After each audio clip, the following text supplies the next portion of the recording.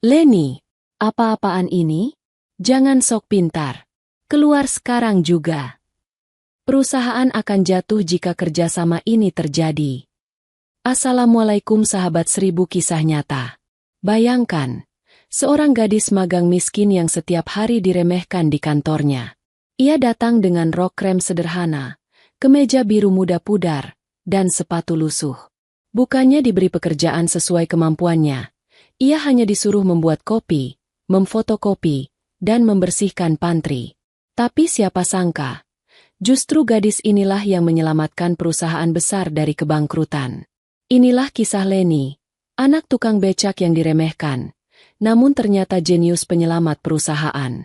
Namun sebelum kita mulai ceritanya, mari semuanya untuk like, share, komen dari daerah mana kalian mendengarkan kisah ini, dan tentunya subscribe channel ini, agar kamu tidak ketinggalan kisah-kisah penuh inspirasi yang menggetarkan hati. Kami doakan yang sudah like dan subscribe channel ini semoga rezekinya selalu mengalir deras, segala urusan selalu dipermudah, dan doanya semoga diijabah oleh Allah Subhanahu wa Ta'ala. Jangan lupa juga tekan tombol loncengnya, agar kamu jadi orang pertama yang tahu saat video terbaru hadir. Mari kita mulai ceritanya. Suasana pagi di perusahaan pangan itu selalu ramai sejak matahari baru saja naik.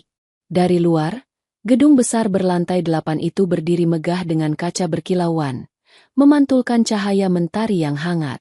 Truk-truk besar keluar masuk melewati pos keamanan, membawa bahan baku ke gudang, sementara truk lain mengangkut produk makanan yang sudah siap dipasarkan ke berbagai kota. Bau tepung, ragi, dan gula bercampur di udara, menempel di pakaian siapa saja yang melewati halaman produksi. Di dalam gedung, kehidupan kantor berjalan dengan tempo cepat. Para karyawan dengan pakaian rapi dan modis lalu lalang, sebagian sibuk membawa berkas tebal, sebagian lain berbicara serius di telepon sambil melangkah tergesa. Lantai marmer putih berkilau memantulkan sepatu berhak tinggi dan sepatu kulit hitam yang menginjaknya. Suara derit printer, denting telepon, dan percakapan karyawan bersahut-sahutan, menciptakan musik sibuk yang setiap hari menjadi latar hidup perusahaan itu. Di antara keramaian itu, ada seorang gadis muda yang melangkah pelan sambil menunduk. Namanya Leni. Umurnya 24 tahun. Baru saja lulus kuliah sebulan lalu, dan baru 2 minggu ini ia menjalani masa magangnya di perusahaan pangan tersebut. Leni berbeda dari kebanyakan karyawan lain. Pagi itu ia datang mengenakan rok krem polo sederhana yang jatuh hingga betis, kemeja biru muda yang warnanya mulai pudar, dan rambut hitam panjangnya dikuncir sederhana ke belakang. Sepatunya adalah sepatu hitam murahan, sedikit lecet di bagian ujung, tapi ia selalu menyemirnya setiap malam agar terlihat bersih.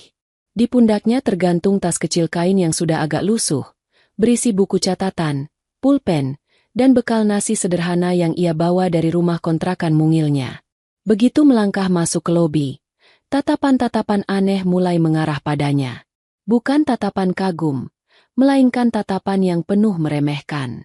2 pegawai perempuan yang berdiri di dekat resepsionis bahkan sempat menutup mulutnya sambil berbisik, meski sengaja dibuat cukup keras untuk terdengar.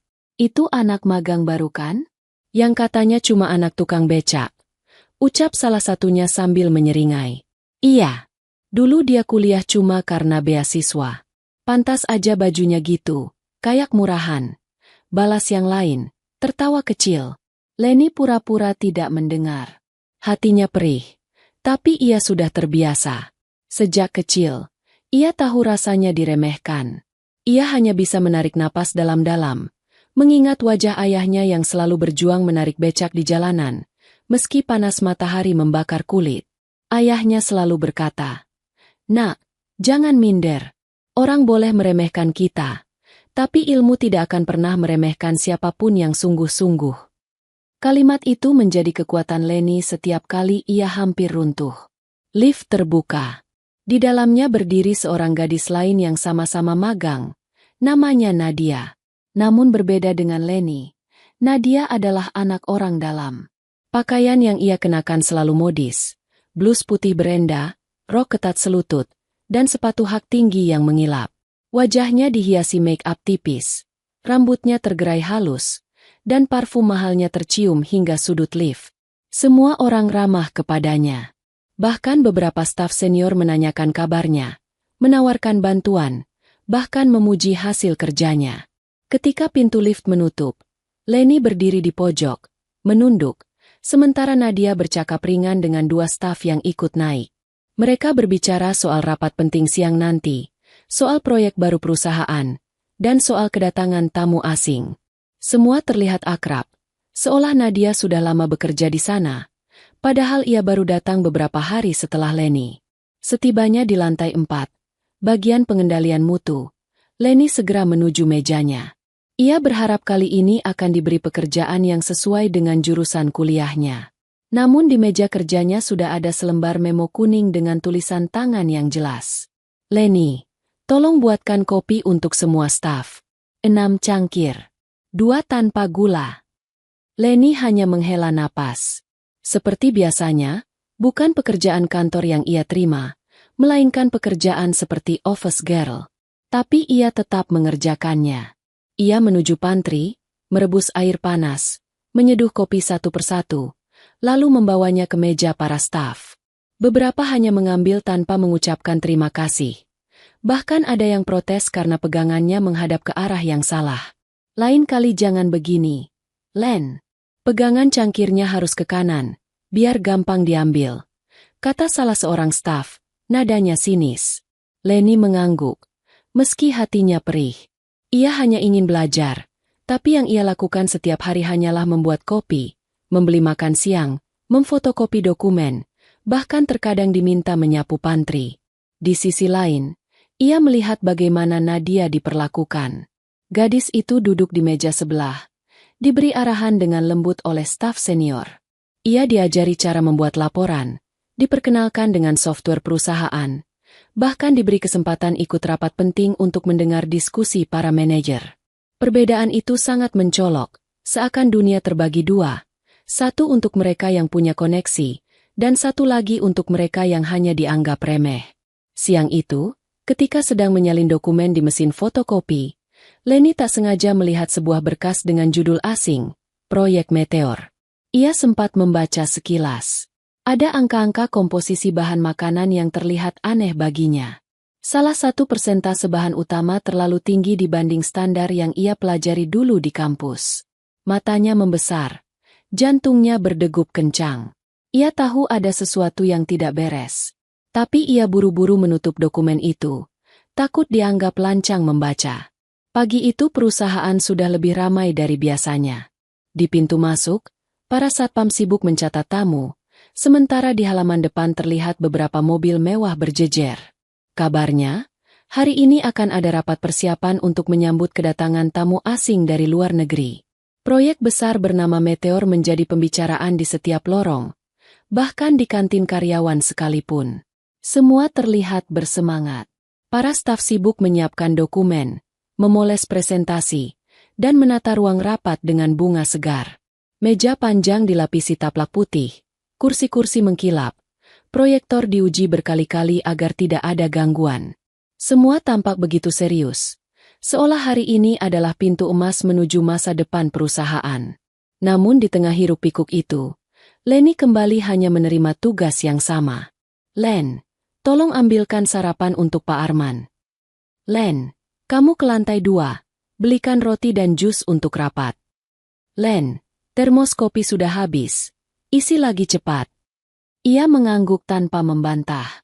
Sejak 2 minggu bekerja di sana, tidak sekalipun ia diberi kesempatan menyentuh dokumen atau mempelajari sistem perusahaan. Semua yang ia lakukan hanyalah pekerjaan kecil. Kadang ia berpikir, mungkin lebih baik disebut office girl daripada anak magang. Bedanya, ia tidak digaji seperti office girl sungguhan. Sambil berjalan di koridor membawa nampan berisi gelas, Leni berpapasan dengan Nadia. Gadis itu tampak bersinar dengan blus putih baru dan rok hitam elegan. Tangannya memegang map biru berlogo perusahaan. Tatapannya penuh percaya diri. Nat, kamu ikut rapat ya? Tanya seorang staf senior dengan ramah. Iya, Pak. Jawab Nadia sambil tersenyum manis. Pak Arman bilang saya harus belajar banyak dari pertemuan penting ini. Bagus. Kamu memang punya potensi. Ucapan itu menusuk hati Leni. Bukan karena iri, tapi karena rasa tidak adil. Bukankah mereka sama-sama magang? Mengapa Nadia begitu dihargai, sedangkan dirinya hanya dipandang sebagai pembuat kopi? Meski begitu, Leni tetap menunduk, melanjutkan langkah. Namun dalam hatinya ia berjanji, jika suatu saat pintu kesempatan terbuka, ia tidak akan menyia-nyiakannya. Siang menjelang. Rapat persiapan dimulai di ruang besar lantai 5. Leni, seperti biasa, berdiri di luar sambil membawa termos dan cangkir. Dari balik pintu yang setengah terbuka, ia bisa mendengar suara-suara jelas. Kerjasama dengan tamu asing ini akan menjadi sejarah baru perusahaan kita, ucap Pak Arman dengan penuh keyakinan. Produk Meteor bisa melipat gandakan keuntungan. Bayangkan saja, 1 bulan pertama penjualan bisa mencapai miliaran. Kita akan mendominasi pasar. Ruang rapat dipenuhi suara tepuk tangan. Beberapa staf bahkan bersorak kecil, membayangkan bonus yang akan mereka terima. Namun bagi Leni, kata-kata itu justru membuat perutnya mual. Ia ingat betul angka-angka yang ia lihat di dokumen Meteor kemarin. Angka itu bukan sekadar angka, melainkan peringatan. Jika produk itu benar-benar dipasarkan massal, masyarakat bisa terjebak bahaya. Apalagi jika dikonsumsi setiap hari. Tiba-tiba pintu terbuka. Seorang staf melambaikan tangan pada Leni, memberi isyarat agar ia masuk membawa kopi. Dengan hati-hati ia melangkah ke dalam. Semua mata menoleh sekilas, lalu kembali fokus ke presentasi. Di ujung meja, proyektor menampilkan grafik kenaikan keuntungan yang menjulang tajam. Gambar itu membuat semua orang tersenyum puas. Leni meletakkan cangkir satu persatu. Tapi ketika ia sampai di dekat layar, matanya kembali menangkap slide berikutnya. Sebuah tabel komposisi bahan muncul jelas. Jantungnya berdegup kencang. Itu angka yang sama.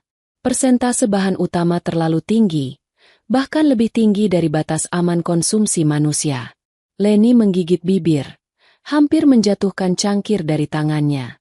Untung ia cepat mengendalikan diri. Ia mundur perlahan, lalu keluar dari ruangan. Tangannya gemetar. Ia tahu ia harus melakukan sesuatu. Tapi apa? Siapa yang akan percaya pada seorang anak magang miskin sepertinya? Sore harinya, ketika semua orang sibuk membicarakan strategi, Leni memberanikan diri mendekati Pak Arman di ruangannya. "Pak," ucapnya pelan. Saya ingin bicara sebentar soal proyek Meteor." Pak Arman mengangkat alis, menatapnya dengan tatapan dingin. "Kamu?" "Iya, Pak. Saya hanya merasa ada yang tidak beres dengan komposisi bahan di dokumen itu. Jika produk itu dipasarkan, mungkin akan laku besar, tapi saya khawatir." "Cukup." Suara Pak Arman meninggi. "Leni, jangan sok pintar. Tugasmu itu melayani kebutuhan staf, bukan mengomentari proyek besar perusahaan. Kamu pikir siapa dirimu berani bicara soal bisnis? Anak magang yang bahkan tidak tahu cara membuat laporan sederhana." Leni menunduk. Kata-kata itu menusuk lebih dalam dari belati. Tapi ia tidak menyerah. "Pak, saya mohon, coba sampaikan pada CEO. Saya hanya ingin perusahaan ini tidak jatuh dalam masalah besar." Namun Pak Arman malah tertawa sinis. "Perusahaan ini tidak akan jatuh hanya karena omongan anak tukang becak sepertimu. Kembalilah ke meja kerjamu, dan jangan pernah bawa topik ini lagi. Mengerti?" Air mata hampir menetes dari mata Leni. Ia buru-buru keluar ruangan, berjalan cepat menuju toilet wanita. Di sana ia mengunci pintu, menutup wajah dengan kedua tangannya. Isak tangis keluar tanpa bisa ditahan. Namun di balik tangisan itu, ada api kecil yang justru semakin menyala. Ia tahu, tidak ada seorang pun yang akan mendukungnya. Jika ia ingin menyelamatkan perusahaan ini, maka ia harus melakukannya sendiri. Malam itu, di kamar kontrakannya yang sempit, Leni menatap catatan kecilnya lagi. Angka-angka itu seakan berbicara. Ia ingat kembali saat-saat kuliah dulu, bagaimana ia belajar mati-matian hingga larut malam dengan lampu belajar kecil. Sementara ayahnya tidur di lantai agar bisa menyewakan ranjang pada orang lain demi tambahan biaya hidup. Semua perjuangan itu tidak boleh sia-sia. Ia duduk menulis rencana. Jika nanti ada kesempatan, ia akan bicara langsung di depan CEO. Walaupun itu artinya ia harus mempermalukan dirinya sendiri, atau bahkan dipecat. Ia tidak peduli. Baginya, lebih baik kehilangan pekerjaan magang daripada membiarkan perusahaan ini jatuh ke jurang kebangkrutan. Leni menggenggam pulpen erat-erat. Allah, beri aku keberanian, bisiknya lirih. Di luar, malam Jakarta penuh deru kendaraan. Lampu-lampu jalan berkelip. Tapi di dalam kamar kecil itu, seorang gadis miskin tengah menyiapkan dirinya menghadapi badai yang lebih besar dari yang pernah ia bayangkan. Dan badai itu akan segera datang. Hari itu udara di perusahaan terasa lebih tegang daripada biasanya. Dari sejak pagi, banyak karyawan berdandan lebih rapi daripada hari-hari sebelumnya. Beberapa laki-laki mengenakan jas biru tua dengan dasi senada, sementara para perempuan tampil dengan blazer modis dan sepatu hak tinggi yang berkilau. Mereka berbisik-bisik di koridor, menyebut-nyebut satu kata yang membuat semua telinga tertarik, tamu asing. Ya, tamu asing dari luar negeri itu akhirnya datang. Mereka adalah investor besar yang membawa penawaran kerjasama untuk meluncurkan produk baru bernama Meteor. Hampir semua orang di perusahaan percaya bahwa inilah kesempatan emas. Kesempatan untuk menambah keuntungan besar, kesempatan untuk mengangkat citra perusahaan lebih tinggi, kesempatan untuk mendapatkan bonus yang sudah lama diimpikan para pegawai. Di ruang rapat lantai 5, segala persiapan dilakukan dengan sempurna. Meja besar memanjang telah ditutupi taplak putih, dihiasi bunga segar di setiap ujungnya. Kursi-kursi berderet rapi, proyektor sudah diuji berkali-kali, dan bendera kecil dari 2 negara dipasang di sisi ruangan. Semua dibuat agar tamu merasa dihormati. Leni, seperti biasa, tidak dilibatkan dalam persiapan resmi. Ia hanya diberi tugas kecil, menyiapkan kopi, teh, dan camilan ringan untuk rapat besar itu. Sejak pagi ia mondar-mandir di pantry, memastikan tidak ada cangkir yang kotor, memeriksa termos air panas, hingga menata piring kecil berisi kue kering. Di wajahnya, tidak ada raut gembira seperti rekan-rekannya. Ia justru gelisah, karena setiap kali mendengar nama Meteor, ingatan akan angka-angka berbahaya itu kembali menghantam kepalanya. Sambil menata baki cangkir, Leni berbisik dalam hati. Allah, tolong, beri aku kesempatan. Jangan biarkan perusahaan ini terjerumus. Ketika jarum jam menunjuk pukul 10, tamu asing tiba. Mereka disambut langsung oleh CEO, seorang pria parubaya bernama Tuan Surya, yang terkenal tegas sekaligus dihormati banyak orang. Tuan Surya berjalan berdampingan dengan 3 pria asing berbadan tinggi besar, mengenakan setelan jas hitam elegan. Mereka membawa map tebal dan laptop yang terlihat mahal. Sorak-sorai kecil terdengar dari para karyawan yang berdiri di sepanjang lorong, seakan menyambut pahlawan. Nadia, rekan magang Leni yang selalu tampil modis, bahkan diberi kesempatan ikut menyambut langsung di depan pintu ruang rapat. Senyum lebarnya tidak pernah pudar. Matanya berbinar penuh kebanggaan. Leni berdiri agak jauh, menunduk sambil membawa baki berisi gelas kosong. Hatinya berdegup lebih kencang daripada biasanya. Ia tahu sebentar lagi ia akan masuk ruangan itu, menaruh kopi satu persatu di meja rapat. Dan disitulah, mungkin, kesempatan kecilnya akan datang. Rapat dimulai dengan suasana penuh antusiasme. Tamu asing mempresentasikan strategi pemasaran Meteor dengan slide berwarna cerah. Grafik keuntungan melesat ke atas, angka-angka omzet ditulis besar-besar, dan kalimat-kalimat motivasi ditayangkan seakan-akan masa depan perusahaan sudah terjamin cerah. Semua direksi yang hadir bertepuk tangan, mengangguk-angguk, dan berbisik satu sama lain tentang bonus yang akan mereka terima. Saat itulah pintu terbuka pelan. Leni masuk membawa nampan berisi kopi panas. Matanya menunduk, langkahnya pelan, namun telinganya fokus mendengar setiap kalimat yang terucap. Ia menaruh satu cangkir di depan CEO, satu cangkir di depan kepala departemen, lalu berjalan ke sisi lain. Ketika ia hendak meletakkan cangkir di depan salah satu tamu asing, matanya sekilas tertumbuk pada map yang terbuka di meja. Ia menahan napas. Matanya membaca cepat, seperti kebiasaannya sejak kuliah dulu. Dan benar saja, angka itu masih sama. Persentase bahan utama yang jauh melebihi batas aman. Tangan Leni sedikit bergetar hingga kopi hampir tumpah.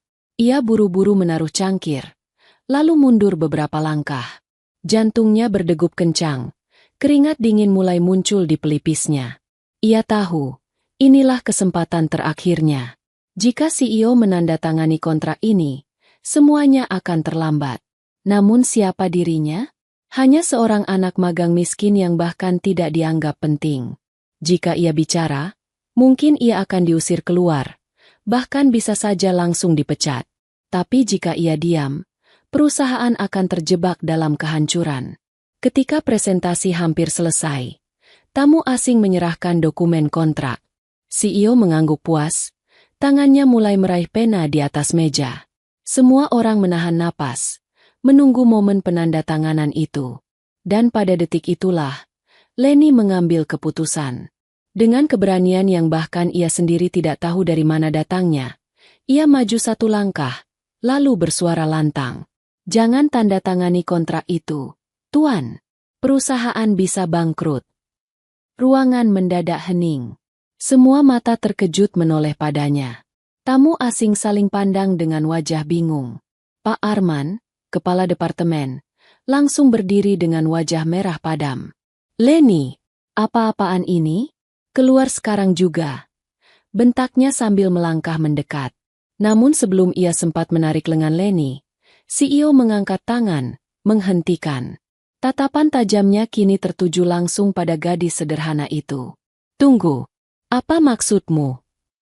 Leni gemetar, tapi suaranya tetap keluar. Tuan, kerjasama ini memang akan menguntungkan di bulan pertama.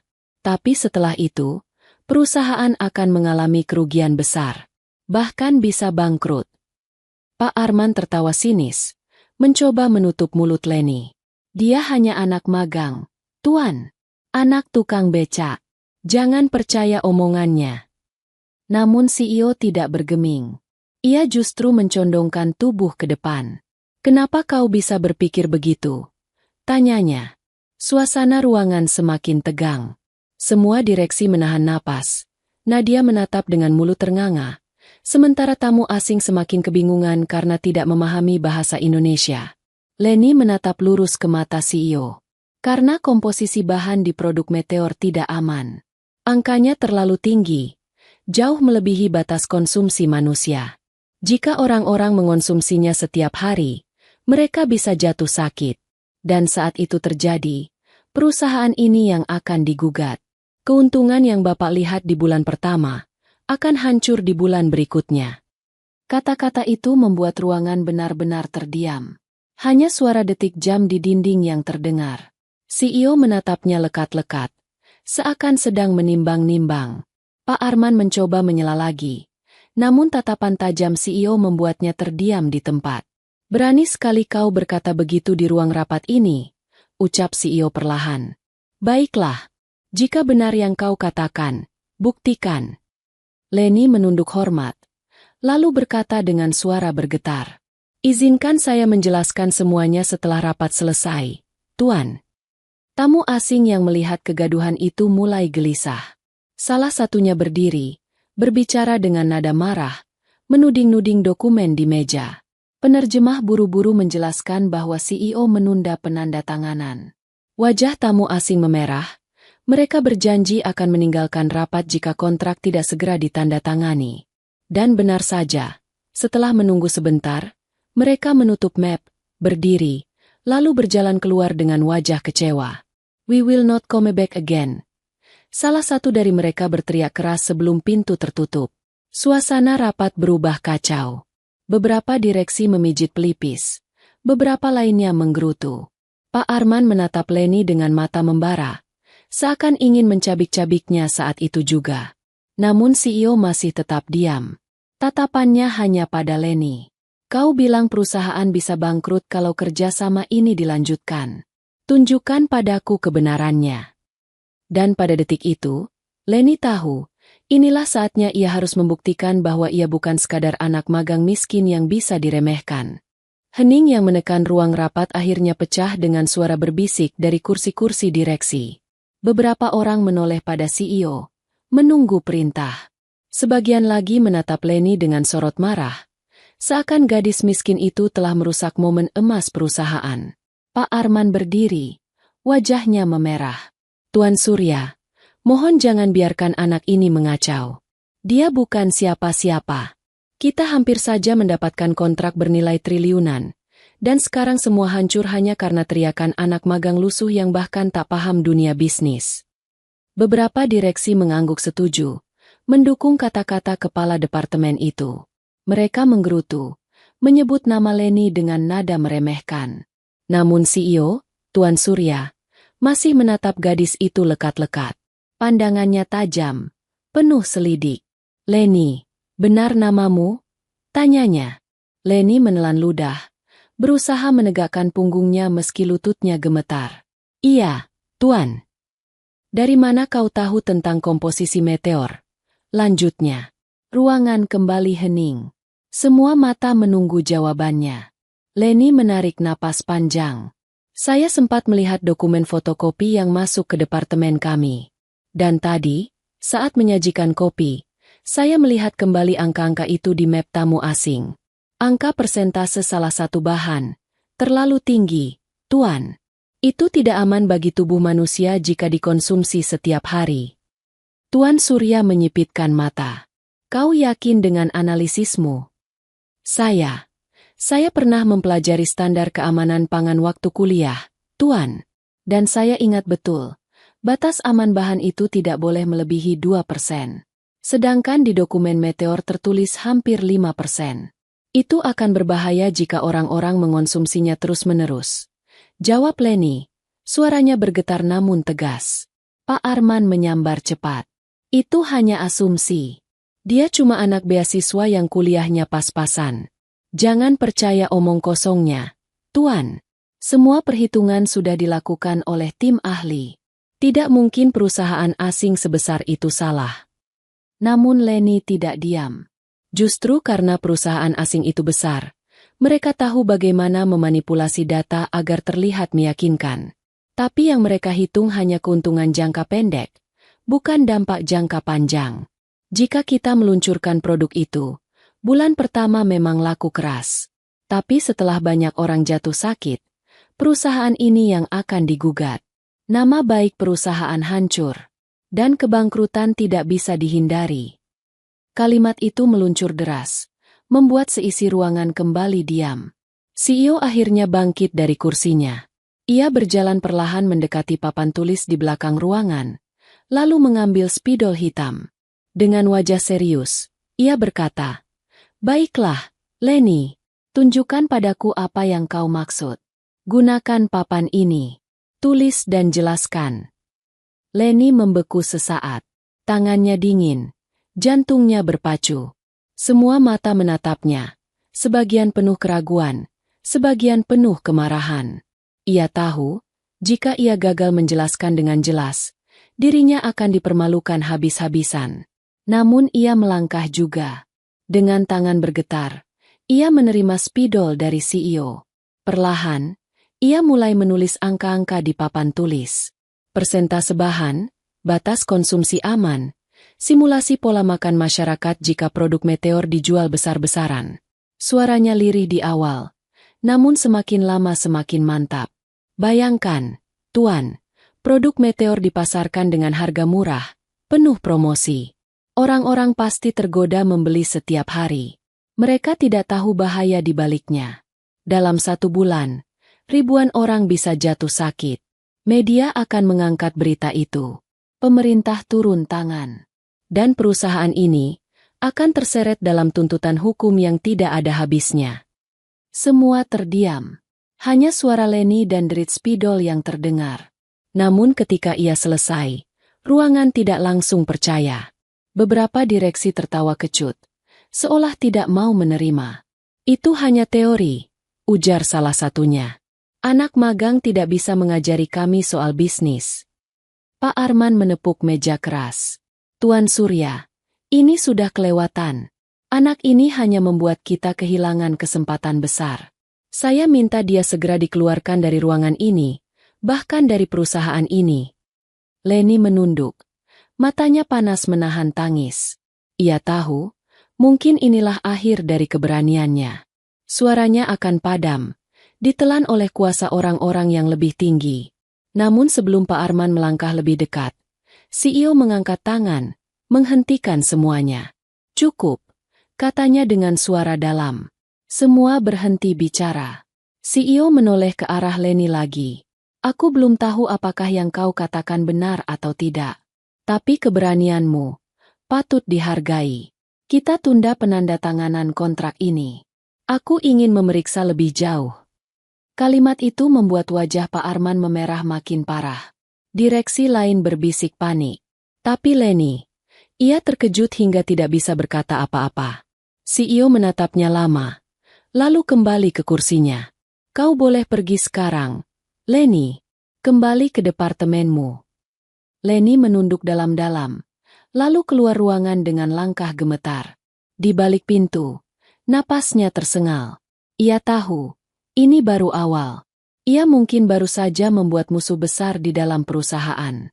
Namun di sudut hatinya, ada sedikit kelegaan. Setidaknya, suara kecilnya tidak padam sepenuhnya. Malam harinya, perusahaan masih ramai. Kabar bahwa rapat dengan tamu asing gagal langsung menyebar ke seluruh departemen. Banyak yang mengeluh. Bahkan ada yang terang-terangan menyalahkan Leni. Ia mendengar bisikan-bisikan itu saat berjalan di lorong. Itu semua gara-gara anak magang miskin itu.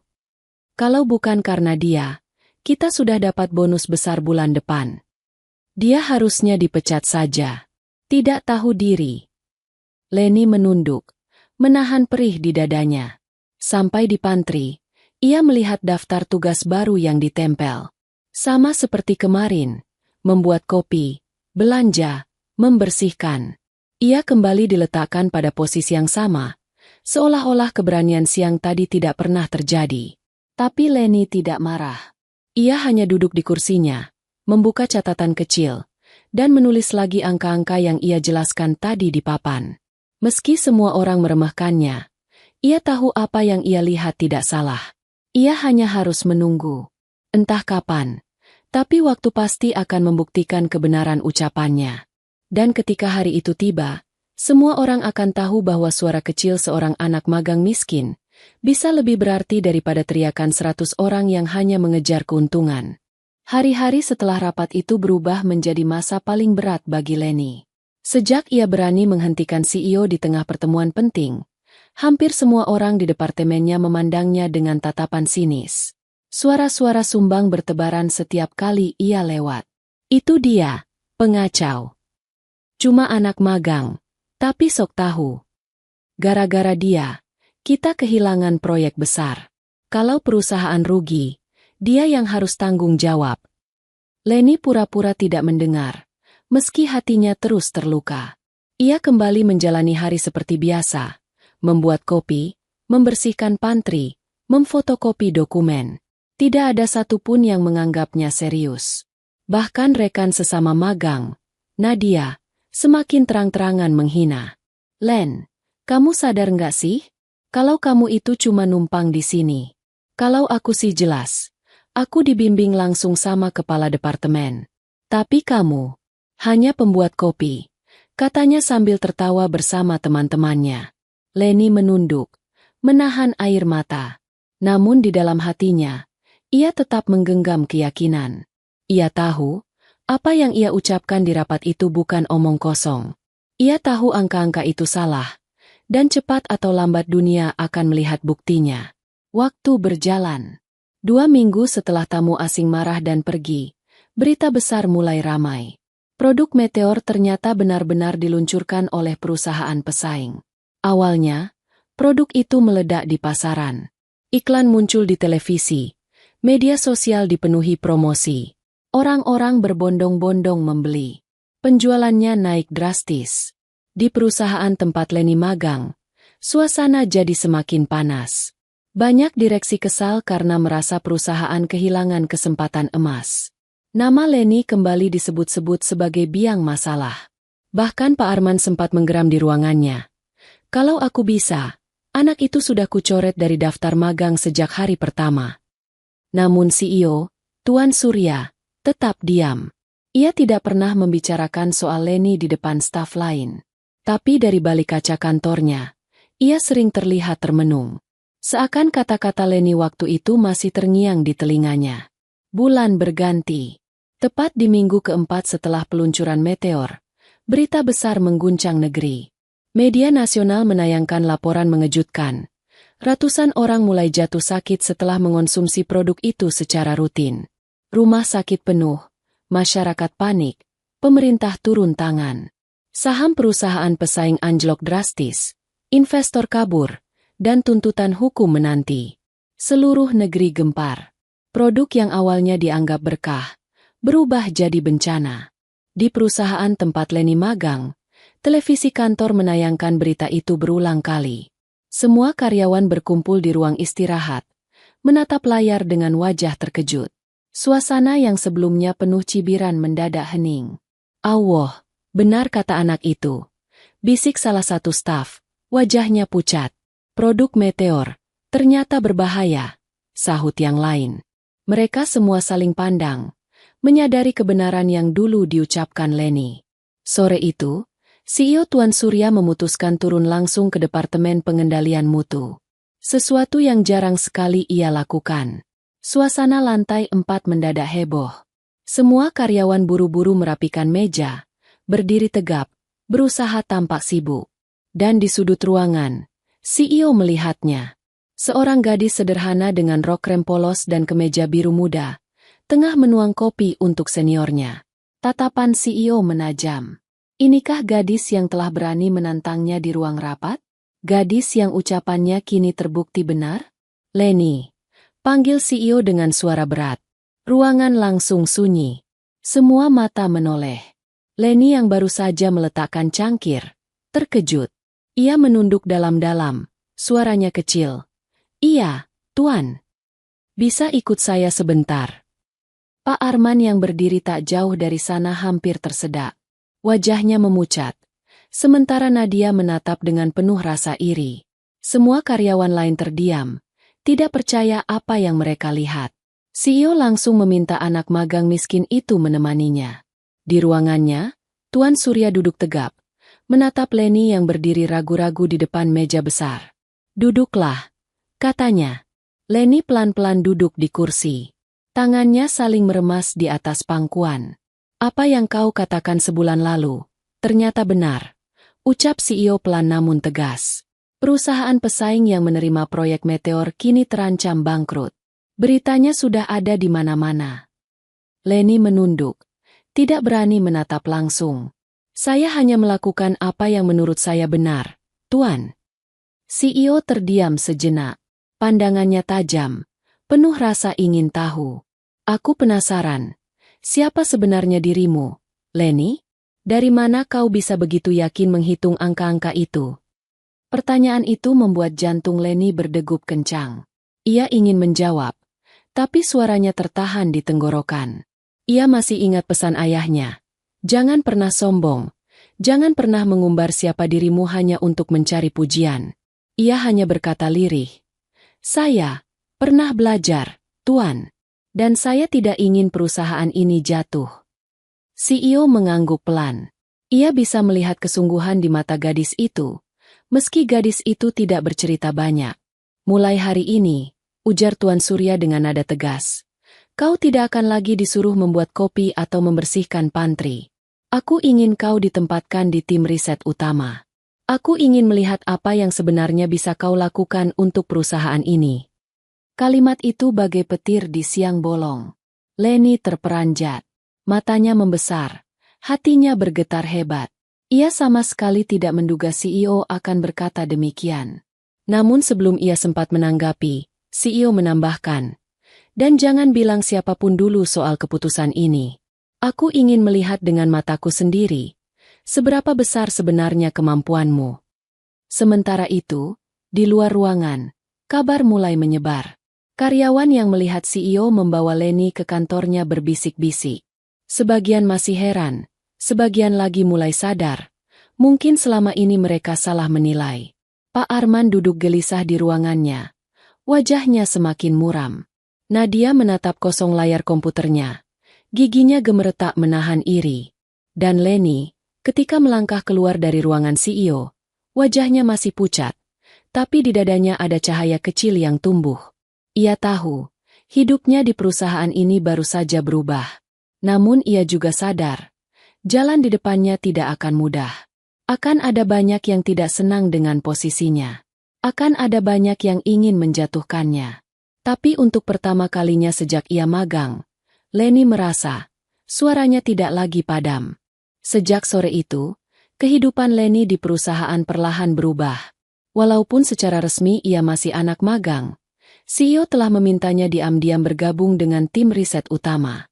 Bukan sebagai pemimpin, tentu saja, melainkan sebagai pendengar, pencatat, dan pengamat. Tapi itu saja sudah jauh lebih berharga dibanding semua hari-hari sebelumnya, saat ia hanya disuruh membuat kopi dan fotokopi. Namun perubahan itu tidak datang tanpa bayaran. Keesokan harinya, kabar tentang keputusan CEO menyebar cepat seperti api yang membakar kertas kering. Tidak ada pengumuman resmi, tetapi dari mulut ke mulut, orang mulai membicarakan bahwa Leni kini mendapat perhatian khusus dari Tuan Surya. Bisikan-bisikan itu berubah menjadi tatapan sinis setiap kali ia lewat di lorong. Itu anak magang miskin benar-benar licik. Pasti dia menjilat CEO. Mana mungkin anak tukang becak bisa masuk tim riset? Mustahil tanpa main belakang. Leni mendengar semua itu, namun ia memilih diam. Setiap kata-kata itu bagai pisau kecil yang menggores hatinya. Tetapi ia tahu ia tidak boleh goyah. Hari pertama di tim riset adalah ujian besar.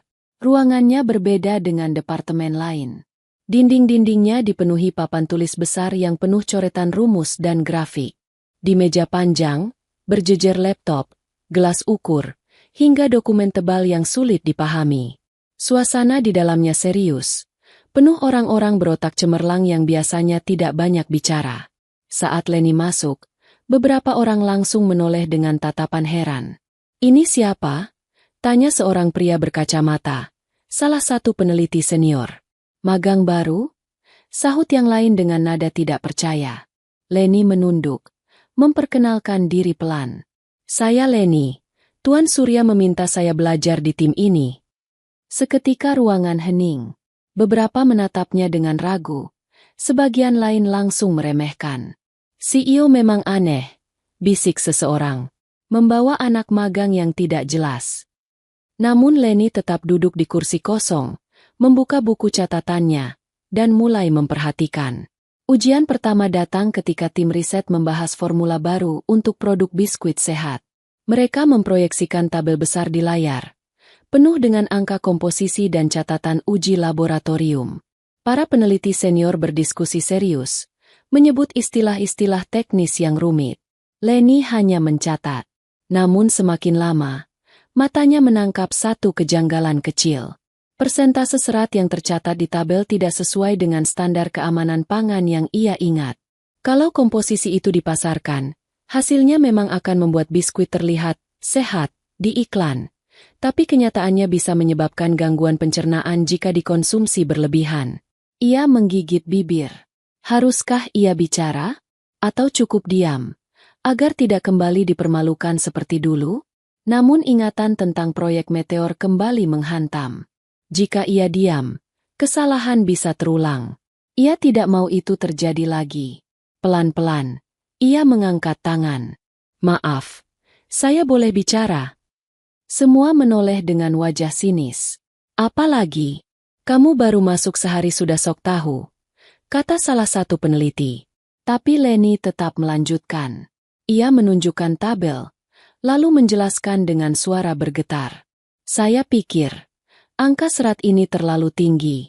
Jika dikonsumsi setiap hari, konsumen bisa mengalami masalah pencernaan. Standar maksimal yang dianjurkan adalah 5%. Tapi di sini tertulis 8. Itu terlalu banyak." Beberapa orang mendengus. Anak ini bercanda? Angka itu dihitung oleh ahli gizi lulusan luar negeri. Namun seorang peneliti senior lain, yang sejak tadi diam, mulai mengetik cepat di laptopnya. Ia memeriksa kembali standar dari lembaga resmi. Wajahnya berubah serius. Tunggu, dia benar. Standar maksimalnya memang 5%. Suasana ruangan mendadak hening. Semua menoleh lagi ke arah Leni. Gadis sederhana itu menunduk, menahan degup jantung yang semakin keras. Seorang peneliti berdehem. Mungkin, hanya kebetulan dia tahu. Tetap saja aneh. Dari mana anak magang bisa mengingat standar begitu detail? Sahut yang lain. Leni tidak menjawab. Ia hanya kembali menunduk, mencatat, seolah tidak terjadi apa-apa. Namun peristiwa kecil itu meninggalkan bekas. Beberapa peneliti mulai memperhatikannya dengan lebih serius, meski sebagian lain tetap memandang rendah. Tapi Leni tidak mencari pengakuan. Ia hanya ingin memastikan perusahaan tidak salah langkah lagi. Sementara itu, di luar ruangan riset, gosip semakin gencar. Nadia semakin rajin menyebarkan cerita buruk tentang Leni. Kalian tahu nggak? Leni itu cuma cari simpati. Kemarin pura-pura sok pintar di ruang riset. Padahal ilmunya dangkal. Aku yakin dia cuma beruntung. Gosip itu menyebar cepat, membuat banyak karyawan lain semakin tidak suka pada Leni. Ada yang sengaja menjatuhkan buku catatannya, ada yang menutup pintu pantry di depan wajahnya. Bahkan ada yang terang-terangan menolak ketika Leni menawarkan bantuan. Tapi Leni bertahan. Ia tetap datang pagi-pagi dengan kemeja biru muda dan rok krem sederhana. Tetap menunduk sopan setiap kali disuruh. Tetap mencatat angka-angka dengan tekun. Karena ia tahu, kebenaran selalu butuh waktu untuk terlihat. Malam itu, saat semua karyawan pulang, Leni masih duduk di ruang riset. Hanya lampu meja kecil yang menyala. Ia membuka buku catatannya, menyalin ulang angka-angka yang ia temukan. Tangannya menulis rapi, matanya menatap serius.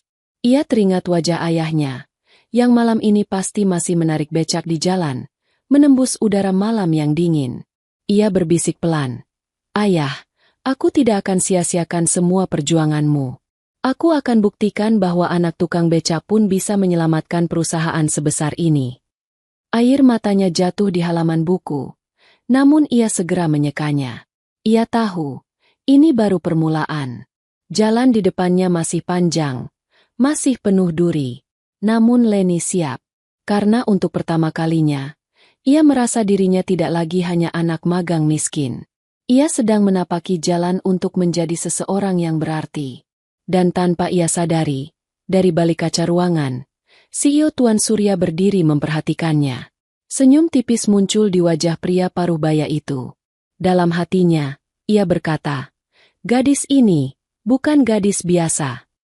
Hari-hari berikutnya semakin terasa berat bagi Leni. Setelah kejadian di ruang riset, gosip tentang dirinya menyebar lebih luas. Ia dianggap penyusup, anak magang miskin yang sok pintar. Bahkan ada yang tega menyebutnya sebagai pengkhianat karena membuat proyek Meteor gagal masuk ke perusahaan. Di kantin, suara-suara itu terdengar jelas di telinganya. Gara-gara dia, kita kehilangan kesempatan besar. Kalau bukan karena Leni, mungkin sekarang perusahaan ini sudah dapat bonus. Anak tukang becak memang tidak tahu diri. Leni hanya duduk di sudut dengan bekal nasi sederhana yang ia bawa dari rumah. Ia makan perlahan, berusaha tidak memperlihatkan luka di hatinya. Ia tidak membalas, tidak mencoba menjelaskan, hanya diam. Karena ia tahu, diam terkadang lebih kuat daripada 1000 kata. Namun di balik diamnya, Leni menyimpan bara. Ia tidak lagi sekadar ingin membuktikan dirinya benar, tapi ia juga ingin melindungi perusahaan ini dari bahaya yang sama seperti Meteor. Ia percaya, meski diremehkan, suaranya akan didengar suatu hari nanti. Ujian lain datang seminggu kemudian. Tim riset mendapat tugas baru, mengembangkan produk roti siap saji dengan tambahan bahan pengawet alami agar tahan lebih lama di pasar. Semua orang sibuk membuat perhitungan, menimbang kemungkinan, menyusun formula. Di tengah diskusi, salah satu peneliti senior menunjukkan perhitungan dengan penuh keyakinan. Jika kita tambahkan bahan ini hingga 8%, daya tahan roti bisa mencapai 2 minggu. Itu akan menghemat biaya distribusi. Beberapa anggota tim mengangguk setuju. Tapi Leni yang duduk di sudut segera menyadari sesuatu. Angka 8% itu terlalu tinggi. Jika benar diterapkan, rasanya roti memang bisa lebih awet. Tapi efek jangka panjangnya pada kesehatan konsumen bisa sangat buruk. Leni menggigit bibir, ragu untuk bicara. Ia tahu, jika ia mengangkat tangan lagi, ia akan ditertawakan. Tapi ia juga tahu, jika ia diam, maka sejarah meteor bisa terulang. Dengan suara pelan, ia berkata, "Maaf, boleh saya berpendapat?" Ruangan langsung hening. Beberapa orang menghela napas, jelas tidak suka. Lagi-lagi dia, gumam salah satu peneliti muda. "Cepat saja, Leni," sahut peneliti senior dengan nada meremehkan. Leni menelan ludah, lalu berkata, "Batas maksimal bahan itu hanya 5%. Lebih dari itu, tubuh akan kesulitan memproses. Memang roti akan lebih awet, tapi jika konsumen mengonsumsinya rutin, dampaknya berbahaya. Perusahaan bisa menghadapi tuntutan hukum lagi." Suasana ruangan mendadak panas. Beberapa orang langsung tertawa sinis. "Kau pikir kau siapa? Mengoreksi hasil kerja kami. Ini bukan kelas kuliahmu, Leni. Ini dunia nyata." Namun seorang peneliti yang lebih tenang memeriksa kembali data yang Leni sebut. Wajahnya berubah serius. "Tunggu. Dia benar. Batas aman memang 5%. Ruangan hening seketika. Semua orang menoleh ke arah Leni dengan tatapan sulit diartikan. Ada yang heran, ada yang kesal, ada pula yang mulai menyadari bahwa gadis sederhana ini tidak boleh diremehkan begitu saja. Namun di balik itu semua, ada yang tidak bisa menerima kenyataan. Pak Arman, kepala departemen, semakin geram mendengar cerita ini. Baginya, Leni adalah duri dalam daging. Seorang anak magang miskin yang tiba-tiba menarik perhatian CEO, merusak proyek besar, dan kini mulai mendapat tempat di tim riset. Di ruangannya, ia menggeram. Tidak bisa dibiarkan. Kalau anak itu terus naik, posisiku bisa terancam. Nadia yang kebetulan sedang berada di sana, ikut menambahkan minyak ke dalam api. "Pak, saya juga tidak suka dengan Leni. Dia sok pintar. Padahal dia cuma anak tukang becak. Saya yakin dia hanya mencari perhatian CEO. Kita harus lakukan sesuatu agar dia berhenti merasa hebat." Pak Arman menatap Nadia dengan mata menyipit. "Kamu benar. Kita harus menjatuhkannya. Biar semua orang tahu bahwa dia tidak pantas berada di sini." Mereka pun mulai menyusun rencana licik. Sementara itu, Leni tetap menjalani hari dengan penuh hati-hati. Ia tahu banyak orang yang tidak suka padanya, tapi ia tidak pernah berhenti bekerja dengan sungguh-sungguh. Setiap malam, ia masih duduk di kontrakannya yang sempit, menyalin angka-angka di buku catatannya, memikirkan kemungkinan formula baru, mencari jalan agar produk perusahaan selalu aman dan bermanfaat. Ia ingat ayahnya yang setiap malam pulang dengan keringat menetes, tersenyum meski lelah menarik becak. Ia ingat janji yang ia buat saat menerima beasiswa kuliah. Janji untuk tidak menyia-nyiakan kesempatan yang Allah berikan. "Jika aku bisa bertahan sejauh ini," bisiknya pelan, "aku juga bisa menghadapi semua ujian ini." Namun Leni tidak tahu, ujian berikutnya bukan datang dari angka-angka di papan tulis, melainkan dari orang-orang di sekelilingnya. Orang-orang yang merasa terancam dengan keberadaannya. Orang-orang yang siap melakukan apapun untuk menjatuhkannya. Dan api dalam sekam itu, sebentar lagi akan menyala terang. Hari itu langit mendung. Sejak pagi, suasana kantor terasa lebih dingin dari biasanya. Angin berembus masuk melalui celah jendela koridor, membuat tirai putih bergoyang perlahan. Namun di balik kesibukan yang tampak normal, ada sesuatu yang tidak terlihat, sebuah rencana jahat yang sedang dijalankan. Pak Arman, dengan wajah tenang yang menutupi amarahnya, sudah menyiapkan langkah licik. Ia merasa harga dirinya diinjak-injak sejak CEO mulai memperhatikan Leni. Anak magang miskin itu seolah-olah menjadi bintang baru yang menyilaukan, sementara dirinya, yang sudah bertahun-tahun bekerja, justru tidak mendapat perhatian yang sama.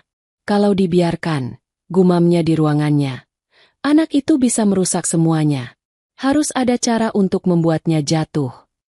Nadia, yang duduk di kursi seberang, mengangguk penuh dendam. Saya bisa bantu, Pak. Banyak orang di kantor ini juga tidak suka pada Leni. Mereka pasti percaya kalau kita menunjukkan bahwa dia hanya pembuat masalah. Mata Pak Arman menyipit. Senyum tipis muncul di wajahnya. Bagus. Kita buat dia terlihat bodoh di depan CEO. Kita buat kesalahannya terbongkar seolah dia tidak kompeten. Setelah itu, tidak ada alasan lagi bagi Tuan Surya untuk mempertahankannya. Sementara itu, Leni tidak tahu apapun. Pagi itu ia datang seperti biasa, mengenakan rok krem sederhana dan kemeja biru muda yang sudah mulai pudar warnanya. Rambutnya dikuncir rapi. Wajahnya terlihat lelah karena semalam ia begadang menyalin ulang data dari rapat riset.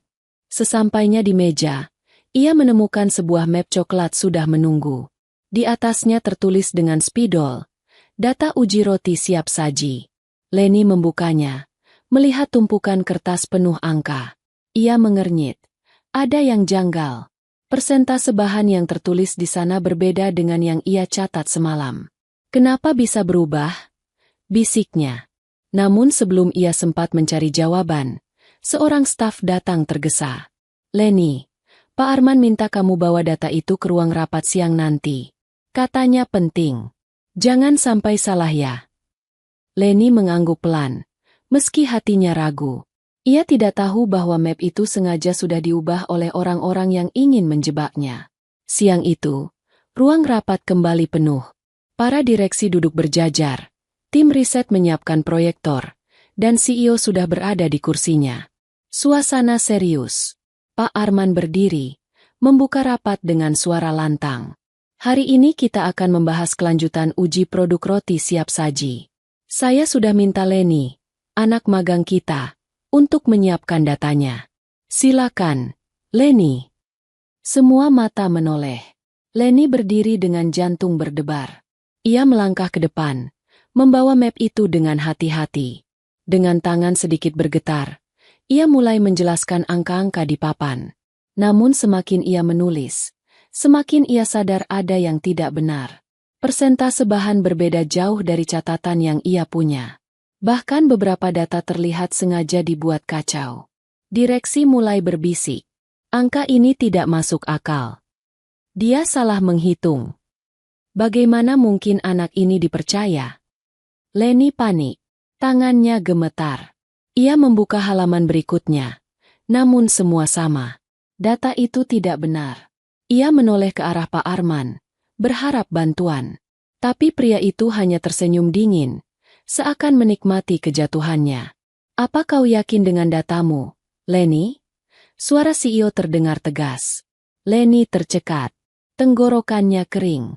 Ia tahu kalau ia bilang iya, maka ia akan terlihat bodoh. Tapi kalau ia bilang tidak, ia akan dianggap lalai. Ia benar-benar terjebak. Pak Arman menyela cepat.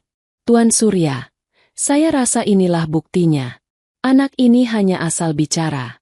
Ia memang suka sok tahu, tapi kenyataannya, dia tidak kompeten. Bahkan data sederhana pun bisa ia salah hitung. Beberapa direksi mengangguk setuju. Mereka sudah lama kesal dengan keberanian Leni.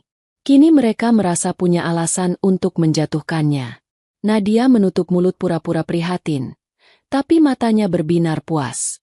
Dalam hatinya ia bersorak, "Habis kau, Leni." Namun di tengah tekanan itu, Leni tiba-tiba ingat sesuatu. Catatan kecilnya yang selalu ia bawa di saku. Ia merogoh tas, mengeluarkan buku kecil lusuh dengan halaman penuh tulisan tangan. "Tuan, izinkan saya menunjukkan catatan asli saya. Angka-angka yang saya tulis sendiri semalam," katanya dengan suara bergetar namun mantap. Ia membuka halaman, memperlihatkan catatan detail perhitungan yang ia buat dengan teliti. Perbandingan persentase bahan, batas aman konsumsi, hingga simulasi produksi semuanya tertulis rapi. Leni menunjukkannya pada CEO, lalu berkata, "Data yang ada di map ini berbeda jauh dengan hasil hitungan saya. Saya yakin, ada yang sengaja mengubah angka-angka ini." Ruangan hening. Semua mata kini beralih dari Leni ke Pak Arman. Wajah kepala departemen itu kaku sesaat. Namun ia cepat menutupi dengan tawa sinis. "Hanya catatan pribadi. Itu tidak bisa dijadikan bukti. Namun CEO menatap tajam. Justru catatan pribadi seringkali lebih jujur daripada laporan yang penuh manipulasi. Suasana rapat mendadak panas. Beberapa direksi mulai curiga. Leni menatap papan tulis, lalu menatap CEO, matanya penuh tekad. Saya mungkin hanya anak magang, Tuan. Tapi saya tidak akan membiarkan perusahaan ini disesatkan dengan data yang salah. CEO bersandar di kursinya. Wajahnya serius. Ia menatap Pak Arman lama sekali, lalu berkata pelan. Sepertinya kita harus menyelidiki lebih dalam, siapa yang sebenarnya bermain dengan data ini. Pak Arman terdiam. Keringat dingin mulai muncul di pelipisnya. Dan Leni tahu, pertarungan sesungguhnya baru saja dimulai. Setelah rapat itu, suasana kantor berubah drastis. Bisikan-bisikan mulai terdengar di setiap lorong. Orang-orang kini bukan hanya membicarakan Leni, tetapi juga mulai curiga pada Pak Arman. Semua bertanya-tanya, mengapa data yang dibawa Leni berbeda dengan laporan resmi? Dan mengapa CEO begitu serius menatap kepala departemen mereka? Pak Arman sendiri merasa posisinya goyah. Di ruangannya, ia duduk dengan wajah muram, keringat dingin membasahi pelipis. Ia menatap map di mejanya, map yang ia tahu berisi data asli, bukan data yang sudah diubah. Dengan gerakan cepat, ia menyelipkan map itu ke dalam laci, menguncinya rapat-rapat. Namun ia tidak tahu, ada sepasang mata yang mengintip dari balik pintu kaca. Leni, gadis itu sebenarnya tidak berniat memata-matai. Ia hanya lewat dan tanpa sengaja melihat Pak Arman menyembunyikan sesuatu dengan tergesa. Hatinya langsung curiga. Apa benar? Data itu sengaja diubah olehnya. Hari-hari berikutnya, tekanan pada Leni semakin besar. Ada karyawan yang sengaja menabraknya di koridor. Ada yang menyembunyikan catatan kecilnya. Bahkan ada yang menyindir keras-keras di kantin. Anak magang itu bikin repot saja. Kalau pintar beneran, sudah dari dulu sukses. Bukan baru magang di sini. Kasihan, sok jenius. Padahal cuma anak tukang becak. Leni menunduk, menahan air mata. Ia pulang dengan langkah gontai, namun begitu sampai di kontrakan, ia kembali membuka buku catatannya. Ia menulis semua yang ia lihat, termasuk gerak-gerik mencurigakan Pak Arman. Aku harus kuat, bisiknya. Kalau tidak, semua akan sia-sia. Puncaknya datang seminggu kemudian. CEO mengumumkan bahwa perusahaan akan mengadakan rapat besar dengan seluruh direksi untuk membahas kembali kasus data roti siap saji. Semua orang diminta membawa bukti kerja masing-masing. Hari itu kantor seperti medan perang. Orang-orang sibuk menyiapkan dokumen, printer bekerja tanpa henti, dan suara langkah tergesa memenuhi lorong. Pak Arman masuk ruang rapat dengan wajah percaya diri, membawa map hitam tebal. Nadia berjalan di belakangnya, menatap Leni dengan tatapan mengejek. Siap-siap jatuh, Len, bisiknya pelan. Leni hanya menunduk, menggenggam catatan kecilnya erat-erat. Rapat dimulai. CEO duduk di kursinya, matanya tajam. Hari ini, saya ingin semua data ditampilkan. Tidak ada yang ditutupi. Saya ingin tahu siapa yang jujur dan siapa yang bermain-main. Pak Arman berdiri, membuka map hitam. Dengan suara lantang ia mulai menjelaskan formula roti siap saji. Ia menampilkan angka-angka yang berbeda dari catatan Leni. Angka-angka itu tampak rapi, seolah tidak ada yang salah.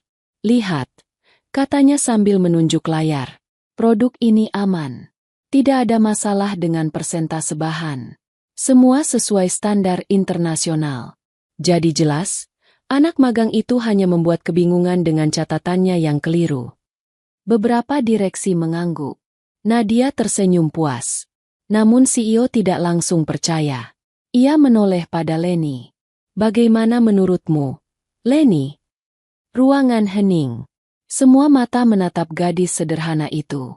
Leni berdiri pelan, membuka catatan kecilnya. Dengan suara bergetar namun mantap, ia berkata, data yang saya lihat berbeda dengan yang ditampilkan Pak Arman. Saya yakin ada perubahan angka yang disengaja. Pak Arman langsung menyela.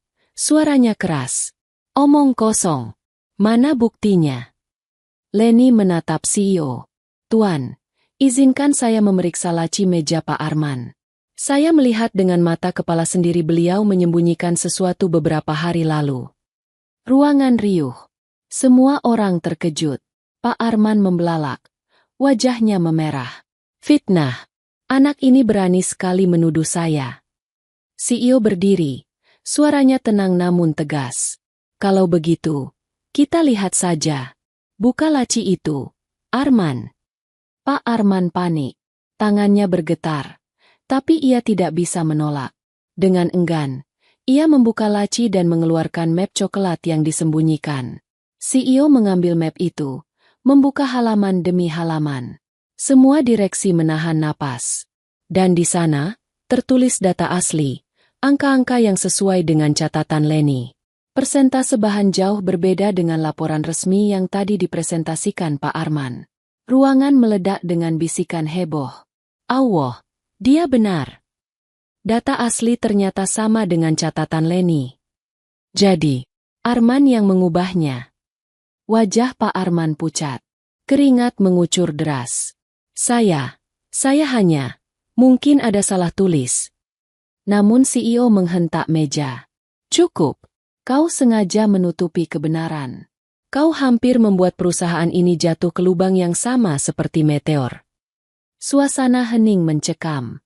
Semua tatapan kini beralih ke Leni.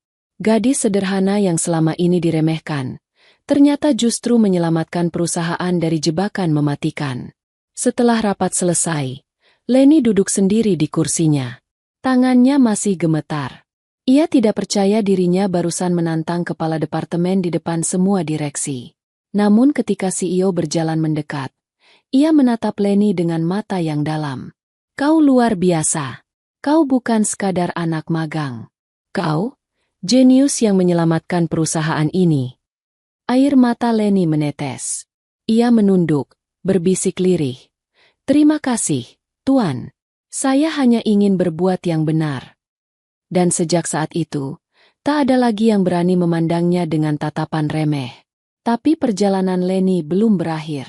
Karena di balik kemenangan kecil itu, ada badai yang lebih besar menunggunya. Sejak rapat besar itu, kabar tentang terbongkarnya manipulasi data menyebar cepat ke seluruh penjuru perusahaan. Nama Pak Arman hancur seketika. Dari orang yang selalu disegani karena suaranya lantang dan sikapnya keras, kini ia dipandang hina oleh para karyawan. Semua orang tahu, dialah yang sengaja mengubah data untuk menjatuhkan Leni. Nadia, yang selama ini selalu berada di sisinya, ikut tercoreng. Rekan-rekan mulai menjauh, berbisik-bisik tentang kebiasaannya menyebarkan gosip dan menjatuhkan orang lain. Wajah manisnya kini penuh amarah dan iri, karena ia harus menyaksikan Leni, gadis sederhana dengan rok krem polos dan kemeja biru muda, justru dipuji oleh CEO dan direksi. Suasana perusahaan benar-benar berbeda. Di lorong-lorong, orang-orang mulai menyapa Leni dengan lebih sopan. Tidak ada lagi yang berani memanggilnya dengan nada meremehkan. Namun bagi Leni, semua itu tidak berarti banyak. Ia tetap datang pagi-pagi, menyapu debu tipis di mejanya, menyiapkan buku catatan lusuhnya, dan mencatat angka-angka dengan teliti. Namun di balik ketenangan itu, ada sesuatu yang lebih besar menunggunya. CEO, Tuan Surya, memanggil rapat darurat bersama seluruh direksi. Di ruang besar itu, semua kursi terisi. Wajah-wajah tegang memenuhi ruangan, karena isu terbaru telah mengguncang pasar. Perusahaan pesaing yang meluncurkan produk meteor kini benar-benar terpuruk. Penjualan anjlok, saham jatuh, ribuan konsumen melayangkan tuntutan hukum. Berita itu jadi sorotan nasional. Semua media membicarakan kegagalan meteor. Dan perlahan, publik mulai bertanya-tanya, mengapa perusahaan besar seperti itu bisa meluncurkan produk berbahaya? Di tengah suasana itu, CEO berdiri tegap. Hari ini saya ingin kita semua tahu. Perusahaan ini masih berdiri karena satu orang. Anak magang yang berani bersuara ketika kita semua bungkam. Tanpa dia, mungkin kita sudah ikut jatuh ke jurang yang sama. Semua orang menoleh ke arah Leni, yang duduk di kursi paling ujung. Gadis itu menunduk malu. Wajahnya memerah. Tuan Surya melanjutkan. Mulai hari ini, Leni tidak lagi dianggap anak magang biasa. Aku mengangkatnya sebagai bagian dari tim inti riset perusahaan. Dan aku ingin semua orang menghormatinya sebagaimana kalian menghormati rekan kerja lainnya. Ruangan hening sejenak. Lalu terdengar tepuk tangan pelan dari salah satu direksi. Tepuk tangan itu disusul yang lain. Hingga akhirnya seluruh ruangan berdiri memberi tepuk tangan meriah. Air mata menetes di pipi Leni. Ia tidak pernah membayangkan. Gadis miskin anak tukang becak yang selalu diremehkan, kini berdiri di hadapan puluhan orang penting yang bertepuk tangan untuknya. Sepulang dari rapat, CEO memanggil Leni secara pribadi ke ruangannya. Suasana hening. Leni duduk dengan gugup, sementara CEO menatapnya dengan senyum tipis. Aku ingin tahu sesuatu. Leni, katanya pelan. Dari mana kau sebenarnya bisa mengingat begitu banyak angka dengan detail? Dari mana datangnya keberanianmu menantang orang-orang yang lebih tinggi darimu? Leni terdiam. Ia menunduk. Suaranya lirih. Saya hanya anak tukang becak, Tuan. Ayah saya menarik becak setiap hari untuk membiayai hidup kami. Saya bisa kuliah hanya karena beasiswa. Saya belajar mati-matian, sampai malam. Kadang hanya ditemani lampu kecil di kamar kontrakan. Saya tidak punya apa-apa, kecuali tekad untuk tidak menyia-nyiakan kesempatan. Itu saja yang saya punya. CEO menatapnya lama. Matanya berkilat. Jadi benar, kau bukan hanya anak magang. Kau adalah lulusan terbaik universitasmu, meski hanya dengan beasiswa. Dan sekarang aku bisa melihat, kau adalah aset berharga yang Allah kirimkan untuk perusahaan ini. Air mata Leni jatuh tanpa bisa ditahan. Ia teringat ayahnya. Teringat masa kecilnya yang penuh perjuangan, teringat semua ejekan yang selama ini ia terima. Semua itu kini terbayar dengan pengakuan yang tidak pernah ia bayangkan sebelumnya. Beberapa hari kemudian, berita tentang kejatuhan perusahaan pesaing semakin membesar. Media menyorotnya, masyarakat marah, dan pemerintah turun tangan. Di saat yang sama, perusahaan tempat Leni bekerja justru naik citranya. Semua orang bangga karena mereka tidak ikut terjerumus dalam proyek Meteor. Nama Leni mulai beredar, meski tidak secara resmi. Beberapa karyawan menceritakan kisahnya di luar, tentang seorang anak magang miskin yang berani menyelamatkan perusahaan. Cerita itu menjadi bisik-bisik penuh kagum, menyebar hingga keluar gedung. Dan di tengah semua itu, Leni tetaplah Leni. Gadis sederhana yang tetap datang dengan rok krem polos dan kemeja biru mudanya, tetap menunduk sopan, tetap membawa catatan kecil lusuh di saku. Tapi di balik kesederhanaannya, semua orang kini tahu, ia adalah jenius yang menyelamatkan perusahaan dari kebangkrutan. Di satu sore yang tenang, ketika sebagian besar karyawan sudah pulang, Leni berdiri di depan gedung perusahaan, menatap langit yang perlahan memerah. Di tangannya, ia menggenggam ponselnya erat-erat. Ia baru saja menelpon ayahnya. Ayah, katanya dengan suara bergetar. Aku berhasil. Aku tidak lagi hanya pembuat kopi. Aku dipercaya untuk hal yang lebih besar. Dari seberang telepon, suara tua itu terdengar serak namun hangat. Nak, ayah bangga padamu. Ingatlah, bukan pakaian atau jabatan yang membuatmu berharga, tapi keberanianmu berdiri untuk kebenaran. Leni menutup mata. Air matanya jatuh lagi. Ia tahu, perjuangan masih panjang. Tapi ia juga tahu, ia sudah membuktikan sesuatu yang tak bisa dibantah siapapun. Meski ia anak tukang becak, meski ia miskin, meski ia diremehkan, ia telah menjadi penyelamat sebuah perusahaan besar.